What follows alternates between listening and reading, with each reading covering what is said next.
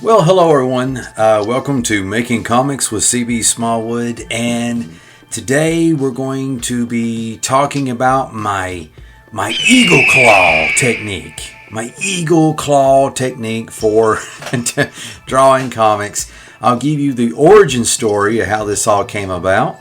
I kind of pre-recorded this video of me doing a inking session, and here I'm showing you how I hold the pencil or an ink pen. There's like two different ways. There's this one where I've got three fingers, the thumb and the first two fingers. But usually I end up like this, where it's two fingers, kind of holding it that way. And this is something, a grip that I developed since kindergarten. It was not by choice. It was by impatience, it was by mistake, and a lot of other things, and I'll get into that story just in a bit. But first, you're looking at me practicing inking and also practicing drawing. Obviously, I've already got these pictures drawn beforehand because I wanted to have something on video for you to watch what time I talk philosophical at you. This is from my thumb's kind of covering it. X-Men number 37, page 11, and I'll probably have a graphic up here. So, and I forgot to mention, I am the creator of Wildcat, Monster Patrol, and Fish Boy, and hopefully I'll have some of those creations published where you can check them out later on. But for now, you'll have to settle for what I'm doing at the moment. So anyway, it's story time. So the story is this. How did I develop this kung fu grip on the pen and the pencil? Well, like I said, the story goes back to kindergarten, and it was like my first couple days. And in kindergarten, they give you this big, huge thing of paper that is like kind of oversized, and it's lined paper. It's kind of like, it has a recycled paper look. The paper is very dull, a light brown, maybe tan looking, and the font size, the lettering or the writing in between the blue lines, the lettering in between the blue lines is about, the spacing is about an inch, give or take. It's an inch, give or take. So it's pretty big, and it's made that way so youngsters can practice writing. And one of the first things that you learn to write is your name. You learn to write your name on this big hunking paper, and you write it in a big way. So we're all in the classroom, and everybody's got their big hunking paper, and they've got their pencils, and the pencils might be slightly large too, for all I know. But I just remember it just the experience of working on writing my name was just so awkward, because these pencils had these little like, it's not an eraser, it's like this cushion thing. It's a rubber thing that slides up on the part of the pencil where you're holding it, okay? And you're supposed to put your fingers around this rubbery thing, and if I don't get too big of a rush, maybe I'll have a picture of it where you can see it, kind of have a better idea what I'm talking about. And it was just so awkward, having this rubber thing in between your fingers when holding the pencil was kind of awkward. And I just remember like looking across the classroom trying to figure out what I needed to do and how I needed to do it and all this other stuff. And it seemed like everybody and their mother was just holding the pencil in a different way. I'm sure at least a few were, and then the assistant teacher, let me tell you, that this assistant teacher was a piece of work, whoever this lady was. I don't even remember her name. And I don't know how long she stayed in the school system after this incident. I mean, probably for another few years. Because that's the way it usually works, right? You kind of get an idea where this is going, right? So I'm sitting there attempting to write my name, or maybe I'm just kind of staring out into space watching everybody else, because I'm so confused. And this lady comes over. I'm going to call her Karen because I don't remember Karen's name, and I guess it really doesn't matter, does it? And she comes over and she's trying to show me how to hold the pencil. It's like, here, you need to hold it this way. She grabs my hand and she repositions the pencil in my hand a certain way. And I must have moved it or something. I can't remember exactly. And she just wasn't happy with that. She's like, no, you need to hold it this way. So she repositions the pencil again in my hand for a second time. And I must have moved it again or something. And she's like, no, like this. A third time she readjusts it. And of course, I must have readjusted it again or something, because remember, this pencil in my hand was extremely awkward. It was just the weirdest thing. I just could not get used to it. And she just got so frustrated. She grabbed my hand firmly, repositioned the pencil, and how it ended up was in between my first two fingers somehow. And I was like this? She's like, yes. And then she just walks away angrily, all frustrated, because I had ruined her day as an educator. Apparently, I was the worst student of all time in terms of holding a pencil. Oh, goodness.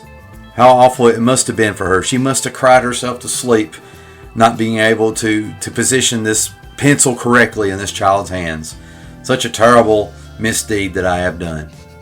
But let me tell you something. The interesting part of the development of my Kung Fu grip, the Eagle Claw method, C.B. Smallwood's patented Eagle Claw method, came about, first of all, because of this lady's impatience and just moving her around, and me being a dingbat, moving the pencil around. But also, there's a twist to this story. You want to know what the twist is? I think I was left-handed.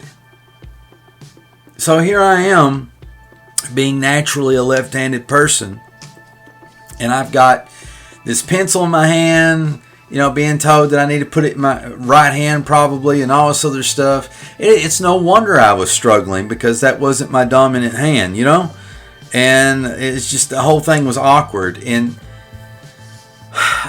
back in those days, certain educational standards weren't in place, which probably things have gotten worse since then, honestly. But it's like, when I mean by educational standards, in terms of understanding that everybody learns differently, everybody's a little bit different, and without sacrificing standards, you work with that person. There's some people that are dyslexic. There's some people that learn physically. Some people learn visually. Some people learn, auditory type of ways, through sound and voice and stuff. And some people learn through a combination of methods. And it's just amazing that lady even worked in the school system. Maybe this is therapy. Maybe that's what this video is. It's therapy.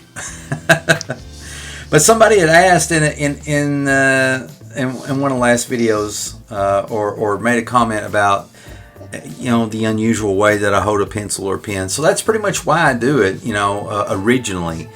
But as far as like when it comes to making art and stuff, I find that this grip is really beneficial. I have a lot of control over the pen. I feel like I can fly through things quickly. Now, when I say fly through things quickly, that's when I have confidence about what I'm doing. I kind of got a rough idea what I'm doing, and so I can just go. I don't have to sit and think about it too much. And of course, when you're inking, it's kind of easier to kind of do that, because you got the blueprint, which is the pencils, and you can just go through it like that. So for any of you watching and you want to try this Kung Fu grip, I recommend trying it, because it might be the thing that you're looking for to give you that little extra edge or a little boost of confidence. Now, having said that, this might not be your trick.